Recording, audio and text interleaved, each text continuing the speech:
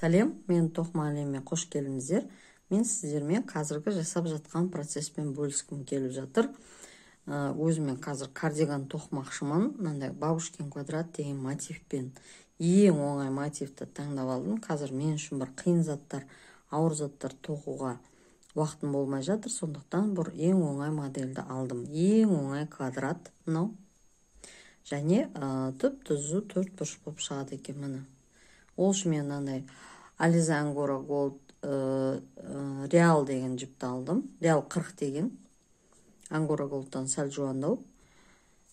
Осы жылы кардиган шығады деп ойлаймын. Мына төрт бұрыштарды, шаршыларды көрсетейін мен қалай тоқып жатқанымды. Мен әрине YouTube'дан үйрендім, орыс шеберлерден. Қараңыздар, мына жіпті алдым, ұшын. Және мына сұқ саусаққа мынандай X жасап алдым. Қараңыздар, мен мына жақтан үстінен астына қарай кольцо амигуми дейді бұны. Әркім арқалай жасайды, біреулер былай жасайды оны, бүйтіп саусақтарына қойып. Мен сіздерге ең оңай жолын көрсетіп жатырмын. Міне былай айқастырдық. Міне ұшы бар жіп мына жақта тұр, астында жұмысшы жіп үстінде тұр. Енді мына ұшы бар жіптің астынан кіргіземіз. Ілгекті міне ұшы бар жіптің астынан кіргіздік.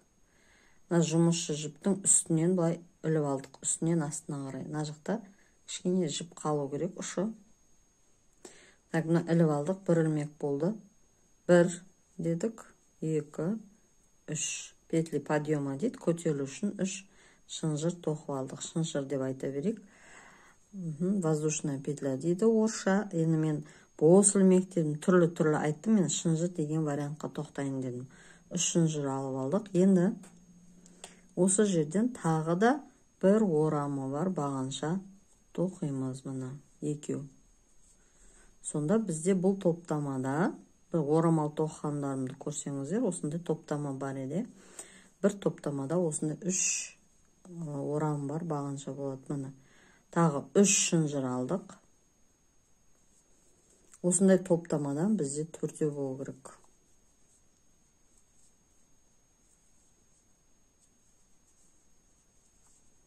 Алғашында сәл осы бас жағында ғана сәл. Мына жіп қараңыздар, мына ұшы бар жіп, бұлай тартылады, сөйтеді, мына тесік жабылады. Осындай ортасында тесік болмасын десеңіздер, набор алған кезде ең бірінші шынжыр емес, осындай амигуми ілмегімен бастасаңыздар болады. Так, мен сіздерге жай көрсетіп жатырмын. Мына. Бізде қазір 3 топтама болды. 1, 2, 3. Енді тағы бір соңғы топтамамыз жасаймыз. Бас жағында сәл қолға ілінбей сәл қиындау болады. Мына тартып қоямын мен. Так. Ал мына жерге келдік енді. Қараңыздар. Мынандай былай тартсаңыздар болады. Мынаны уже тартып тастасаңыздар болады. Осындай 4 бұрыш пайда болды. Енді мына жерде біз не істейміз?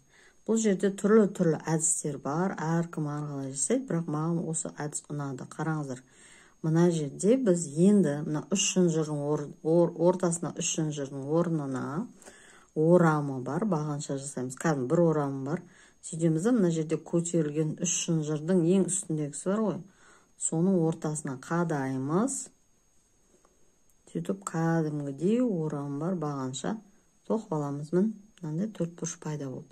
Енді бір нелер былай тоқып, былай қарай по кругу, былай дөңгеленіп тоқи береді. Ал мына әдісте басқаша екен. 1, 2, 3 көтерілдік. Енді былай бұрамыз. Мына теріс жағына қарай. Бұрамыз да кері қайтамыз. Мынау бізде пайда болды ғой, мына жерде мына аркалар, 4 арка бар. Осы бірінші аркаға тағы да бағанағыдай, дәл бағанағыдай, бірінші бастағанымыздай 2, мына бір орам бар бағанша. Енді мына жерде ортада бір шынжырдан болады, ортада. Мынау ұштарында 3-ден болады.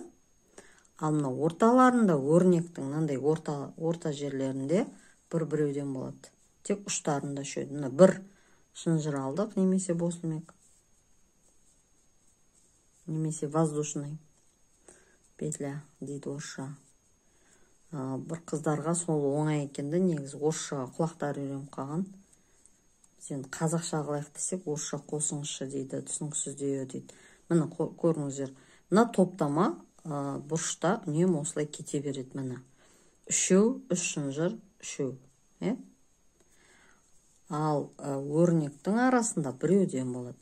Және енді осыны сіздер қалағанша, міне біреуден ортасында. Осы төрт бұрышты, осыны шаршыны сіздер қалағанша өсіре бересіздер. Неше керек сізге, қандай көлем керек. Менің мына жібім, мынандай батик, градиент емес, бұл батик дейді. Батинг болғандықтан, бірнеше тон бар болғандықтан, мен бұл жерде осы өрнекке қолданып жатырмын. Міне қараңыздар, мынандай переход болып жатыр да менде, әдемі. Болды, осылай тоқи бересіздер. Қазір енді біріктіріп көрсетейін соңын.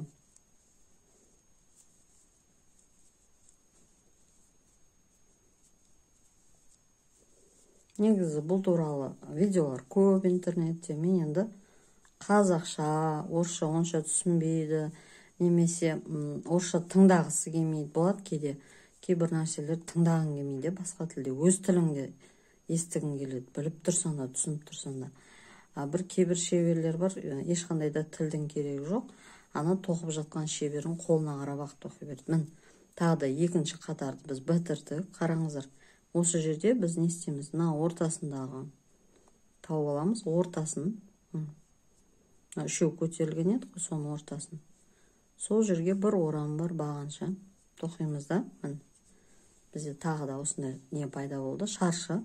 Енді үшеу, үш шынжыр көтерілеміз. 1, 2, 3. Және байғары бұрып алып, байғары кетеміз. Болды. Қандай керек сізге? Мұны мен кішкентай жасадым. Одан кейін не? Түрлі түсті етсеңіздер болады, әрине. Енді жіптерді жалғауды мен келесі видеоларда көрсетейін. Өйткені менде бұл жерде үзілмей, жіпті мен үзбеймін. Осы өзінің келіп жатқан несімен, түсімен тоқып кете беремін. Ал қыздар, бүгінше осы. Егер де осы видео сіздерге пайдалы болса, лайк, комментарий және видеомды тарата жүріңіздер. Міндетті түрде жазылып қойып көріңіздер, сонда менің видеоларымнан құр қалмайсыздар. Сау болыңыздар.